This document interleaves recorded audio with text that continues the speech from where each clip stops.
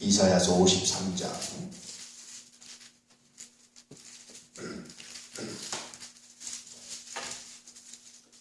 교독합니다.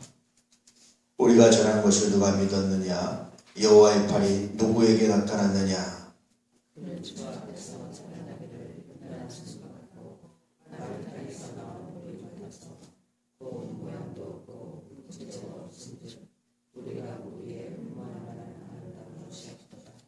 그는 멸시를 받아 사람들에게 버림받았으며 간고를 많이 겪었으며 질고를 아는 자라.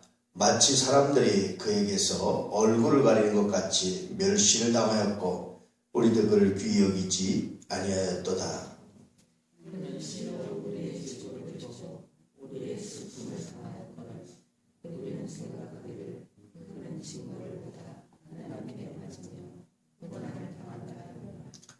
그가 찔림은 우리의 허물 때문이요 그가 상함은 우리의 죄악 때문이라. 그가 징계를 받음으로 우리는 평화를 누리고 그가 채찍에 맞음으로 우리는 나음을 받았도다.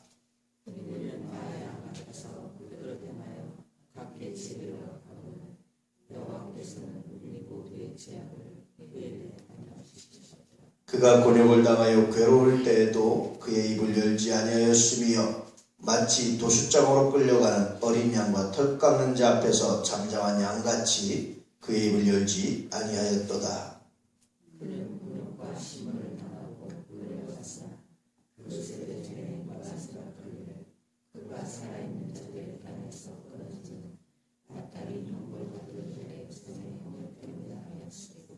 그는 강포를 행하지 아니하였고 그의 입에 거짓이 없었으나 그의 무덤이 악인들과 함께 있었으며 그가 죽은 후에 부자와 함께 있었도다.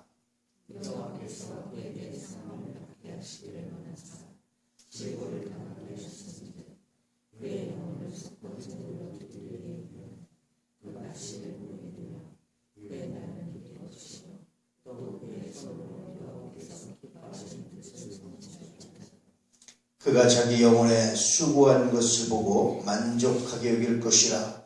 나의 의로운 종이 자기 지식으로 많은 사람을 의롭게 하며 또 그들의 죄악을 친히 담당하리로다.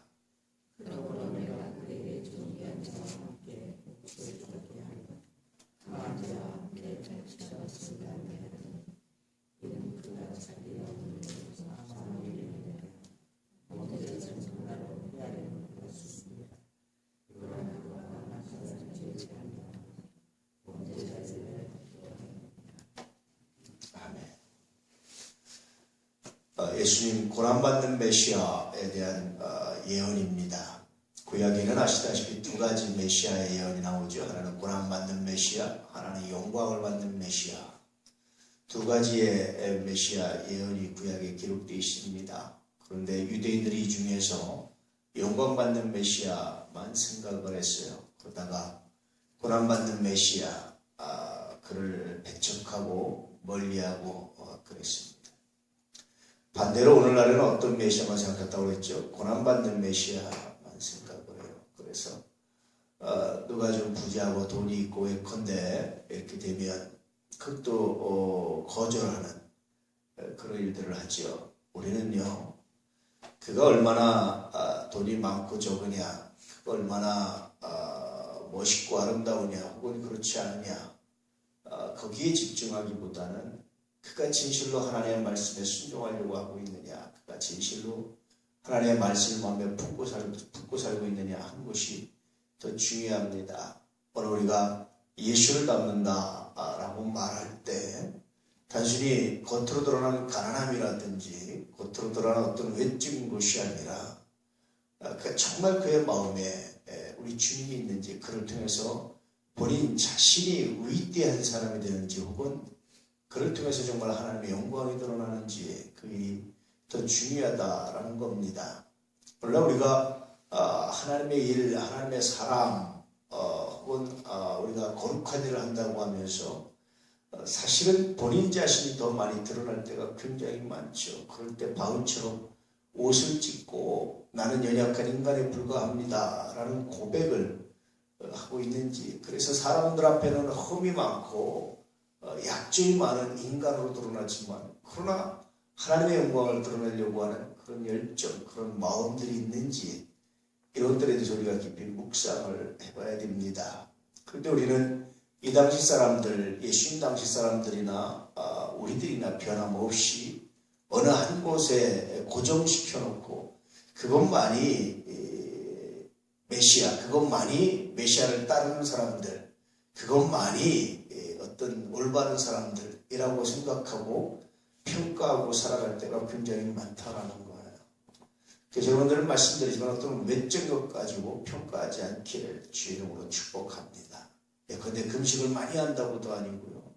뭐 안 한다고도 아니고요. 그런 것이 중요한 것이 아니라 얼마나 그가 하나님의 영광을 드러내는 열매를 맺고 있는지, 얼마나 하나님의 영광으로 충만한지, 얼마나 하나님의 영광을 사모하는지, 이런 것들이 더 중요한 그런 판단 기준이어야 된다라는 겁니다. 오늘 말씀에 보면 예수님은 흠모할 만한 것이 없다. 그가 우리의 허물 때문에, 우리의 죄악 때문에 채찍이 받았다. 우리는 다 양 같아서 그릇 행하고 그렇게 하나님의 말씀에 순종하지 않았다. 그런데 하나님께서 우리의 죄악을 다 그에게 담당시키셨다 하면서 예수님의 성애에 대해서, 예수님의 삶에 대해서 좀 말씀해주고 예언해주고 있는 모습이었습니다. 주님은 이 모습대로 그렇게 순종하셨고, 이 모습대로 그렇게 그 길을 걸어가셨고, 우리를 위해서 계속하시는 이 예언대로 주님께서 행하셨다라고 말씀하고 있죠. 간혹가다 성경에 보면 예수님께서 이렇게 말씀하시죠. 성경의 예언을 응하게 하려고 라는 말씀이 나오죠. 그러니까 마지막 십자가에서 죽는 그 순간까지도 성경의 예언을 이루게 하는, 성경의 예언을 응하게 하는 굉장히 아주 놀라운 집중력인데요. 그 길을 걸어가십니다.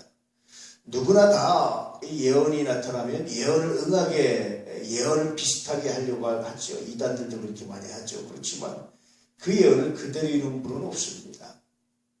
늘 말씀드렸지만, 제가 마태복음을 강의하면서도 말씀드렸지만, 여러분, 예수님께서 이루신 성경의 예언은 문자 그대로 이루셨지, 비유적으로 이루셨다든지, 돌려서 이뤘다든지, 어떤 다른 해석을 통해서 이루지 않으셨어요. 그냥 문자 그대로 순수하게 그렇게 성경의 예언을 이루셨습니다. 그런데 많은 거짓 그리스도라든지 오늘날도 보면 이단들은 그 예언을 문자 그대로가 아니라 어떻게 합니까? 비유로, 비유풀이로 다른 것을 이룰 때가 굉장히 많죠. 이런 건 다 이단입니다. 예수님의 재림도 마찬가지라고 그랬죠. 성경에 기록된 그대로, 누러보면 그대로 오시는 거지, 그것을 어떤 비유로, 영적으로 이렇게 말하는 건 다 이단이에요. 그래서 우리가 성경을 이해할 때 비유로 이해할 게 있고, 상징으로 이해할 게 있고, 문자적으로 이해할 게 있어요. 그런데 예수님은요, 자신에 대한 모든 예언들을 그대로 이루셨지 비유로 이루지 않으셨다라는 거예요. 태어나는 것도 어디서 태어났습니까? 베들레헴. 그래서 그 유대 성경학자들이 알 정도로 그렇게 누구나 성경을 좀 연구하고 보면 알 정도로 그런 곳에서 태어났어요. 그대로 하셨지, 다른 곳에서 태어나고 여기가 영적으로 베들레헴이다 뭐 이런 말 안 하셨어요. 성경의 예언을 그렇게 이루셨습니다. 마지막 십자가에 달리면서 신포도주를 먹은 것도 성경의 예언을 마지막까지 이루셨지, 그걸 비유적으로 신포도주가 아니라 어떤 주스 같은 거 다른 것을 마시고 오렌지 주스를 마시고 이게 영적으로는 신포도주다 뭐 이렇게 말하지 않으셨단 말이에요. 그러니까 우리가 상징과 비유로 이해할 것도 있지만, 그러나 예수님은 그 성경의 예언을 응하게 하시는데 그대로 그 말씀대로 이루시고 성취하시고 응하게 하시고, 그래서 우리들에게 예수님께서 메시아이심을 드러내시고 나타내시고, 예수님뿐이 아니라 많은 사람들이 그렇게 하고 싶지만, 거짓 선자들이 그렇게 하고 싶었지만 못하는 겁니다. 흉내낼 수 없는 것입니다. 문자 그대로는. 그런데 예수님은 그대로 행하셨다. 그런데도 그분을 믿지 않고 그분을 신뢰하지 않는다면 그것은 나중에 핑계할 수 없는 죄가 된다라는 겁니다. 오늘 주님께서 이 말씀 그대로 이루시고 그대로 순종하시고 그대로 응하게 하시고 그 길을 걸어가셔서 우리에게 메시아가 되심을, 그리스도가 되심을, 하나님이 되심을 증거하셨습니다. 이 고난, 다시 이 고난 앞에서, 이 고난 주간 앞에서, 다시 예수님의 이 말씀 앞에서 그가 그리스도이심을 고백하며 그 믿음으로 살아갈 수 있는 은혜가 있기를 주의 이름으로 축복합니다. 오늘 우리가 부른 찬송가, 여전히 와치라는 사람이 작사한 건데요. 이 찬송은 바로 오늘 말씀을 이사야서 53장을 배경으로 한 그런 말씀입니다. 그런 찬송입니다. 오늘 이 찬송을 부르면서 다시 오늘 말씀을 떠올리면서 여러분 주님과 함께하고 주님 묵상하시는 귀한 날 은혜의 날 되시기를 주의 이름으로 축복합니다. 오늘도 여러분 모두에게 하루의 복이 임하기를, 오늘도 여러분 모두에게 주의 은총이 임하기를, 오늘도 여러분 모두에게 십자가를 질 수 있는 당당한 담대함과 은혜가 있기를 주의 이름으로 축복합니다. 기도하겠습니다.